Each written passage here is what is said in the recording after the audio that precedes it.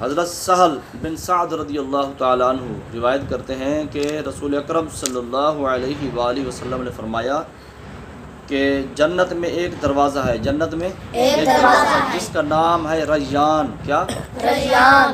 اس دروازے کا نام کیا ہے؟ ریان۔ یاد کر لیں۔ ہاں، جنت میں 8 دروازے ہیں۔ جنت کے کتنا دروازے ہیں؟ 8۔ اور ان 8 میں سے ایک دروازہ ہے کہ جس کا نام ہے ریان، جس کا نام کیا ہے؟ ریان۔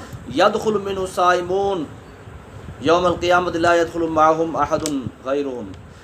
تو قیامت کے دن جو ہے نا، اس دروازے سے صرف روزہ رکھنے والے جو ہوں گے نا وہ داخل ہوں گے۔ اس دروازے سے صرف وہ لوگ داخل ہوں گے جو روزے دار ہوں گے، روزے رکھنے والے ہوں گے، روزے رکھنے والے ہوں گے قیامت کے دن۔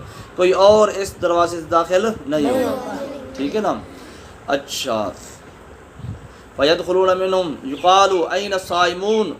اس وقت جب قیامت کے دن یہ سب حاضر ہوں گے تو پکارا جائے گا، روزے دار کہاں ہیں، روزے رکھنے والے کہاں ہیں؟ اس کے بعد روزے دار جو ہے، روزے رکھنے والے آ جائیں گے، فَيَدْخُلُونَ مِنْهُ، پھر اسی دروازے سے جو ہے جنت میں داخل ہو جائیں گے، روزے رکھنے والے اسی دروازے سے داخل۔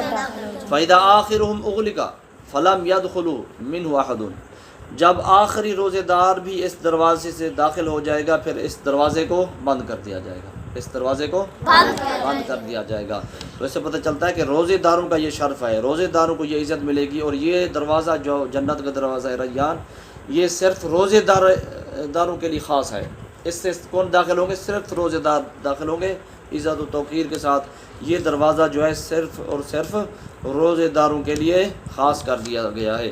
اور اس دروازے سے جو داخل ہوگا نا، اس کی پیاس ہمیشہ کے لیے ختم ہو جائے گی، اس کی پیاس ہمیشہ کے لیے ختم ہو جائے گی، اس کو پھر کبھی پیاس نہیں لگے گی، ٹھیک ہے نا؟ یہ بھی اس دروازے کی خاصیت ہے۔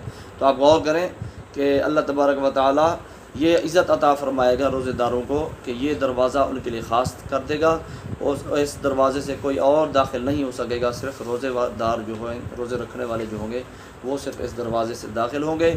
اور جو بھی اس دروازے سے داخل ہوگا اس کی پیاس ہمیشہ کے لیے ختم ہو جائے گی، ٹھیک ہے نا؟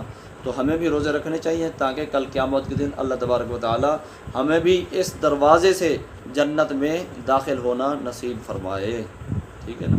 انشاءاللہ۔